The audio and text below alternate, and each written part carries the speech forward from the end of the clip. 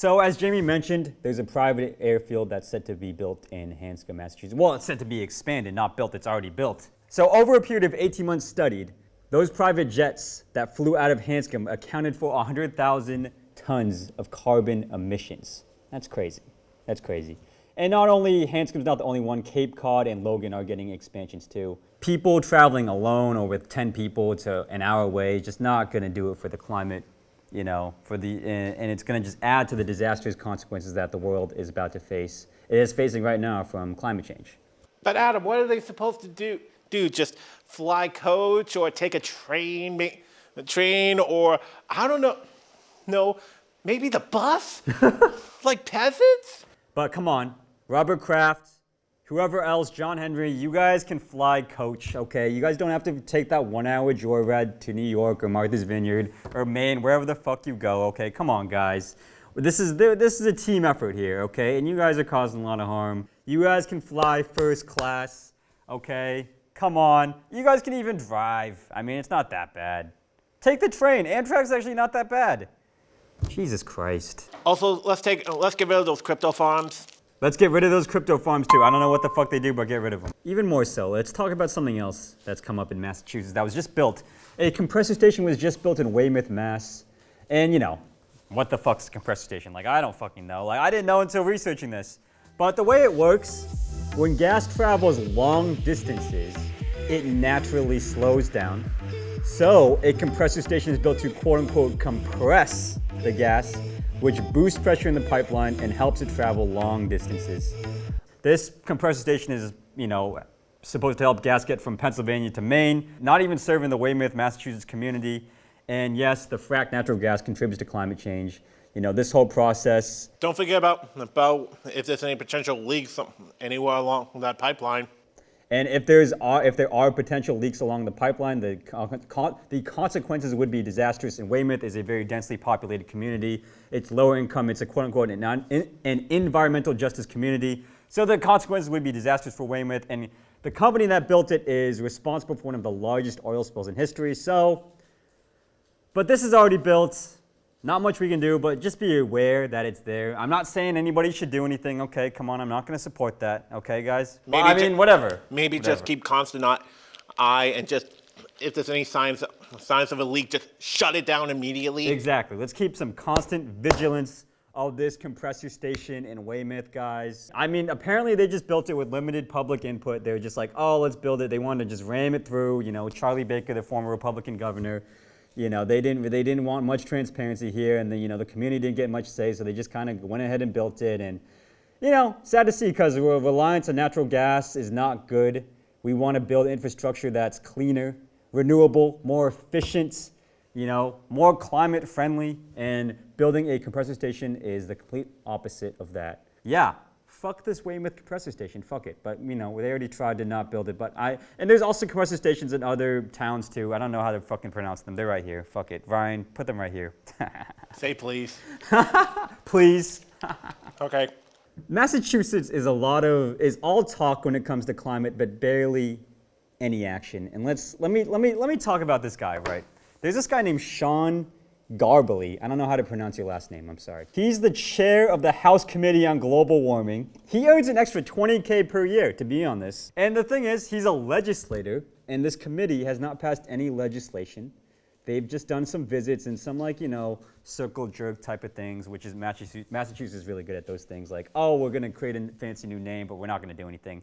I'm gonna read something, right? Since 2016, we developed coastal resilience solutions plans that present strategies to address flooding for all 47 miles of Boston's coastline. We also developed a plan to equitably address rising temperatures across the entire city. The thing that's wrong with this quote is it sounds great, but there's no action. We developed plans. What is the plan? We developed a plan. What is the plan? And I go on the government website, I'm like, all right, it's just a bunch of, you know, bureaucratic flick nonsense. So here's my question then. What's the plan besides saying we got a plan? I have a plan. You've got a plan. Yes. That's a fake laugh. It's real. That's a great question. I genuinely do not know. I generally do not know. People talk about Maura Healey, they talk about Michelle Wu, everybody, and yeah, they're the big figureheads, but it's a whole state thing. There's the state house, there's the city council. It takes a whole team effort to put things through, and yeah, city of Boston is just a lot of plans, we're developing plans, we're developing solutions, a little action. There are like some incentives to build like more sustainable housing, like tax incentives and stuff like that. But that's really all Massachusetts has. When it comes to actually doing something concrete, like stopping perhaps this Hanscom airfield expansion, which everyone has a chance to do right now. There's not really much coverage on that right now.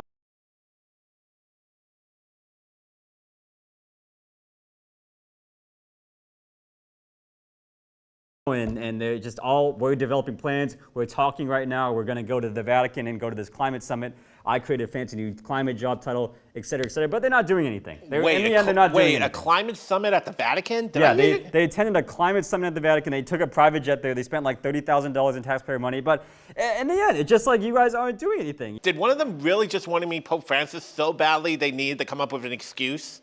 Honestly, maybe. So I have pulled up right now, a flooding chart that Massachusetts did make. This is pretty cool. Like they've made some cool resources that you can be like, oh, we're gonna flood. I mean, no action yet, but this is pretty cool. This is like what flooding might look like, the most affected communities in Massachusetts. I'm gonna turn this thing around.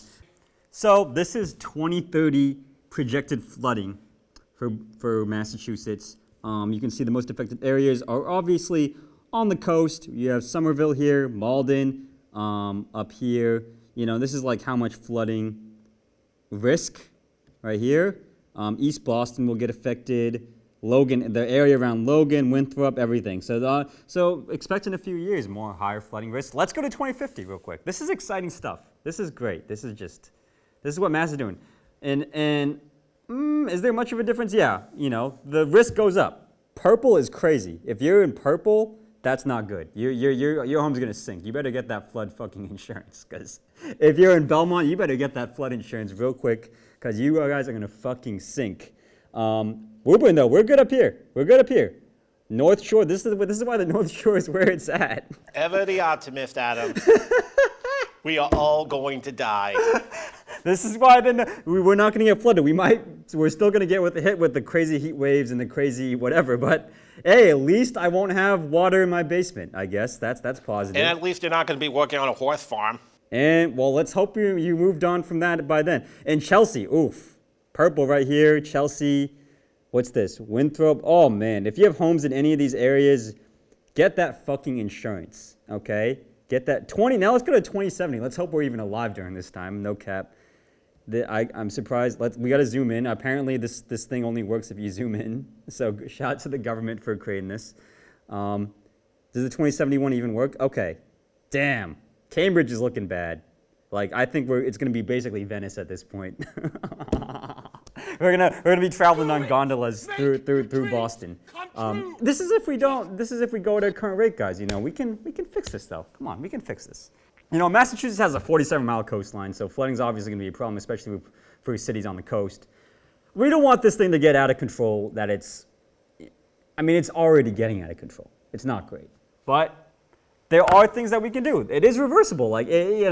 I do truly believe that getting involved at the grassroots level, you can really make a difference. Talk to your state reps, talk to your U.S. rep, your senator, your governor, all that shit. It does make a difference. Getting involved, grassroots level, does make a difference. And then, when it's successful, that model can be copied across states. So that's what I believe. Plus, call them all you want.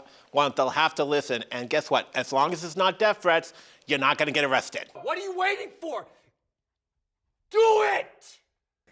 Some consequences of this: Boston Harbor waterfront will likely rise as much as 7 inches. The Boston Harbor, that's where all the elite rich people are. So they're still not going to enjoy it either. They're going to face the consequences too. It's not just going to be the poor communities. But to prevent a heat stroke, there's something you can do in the meantime.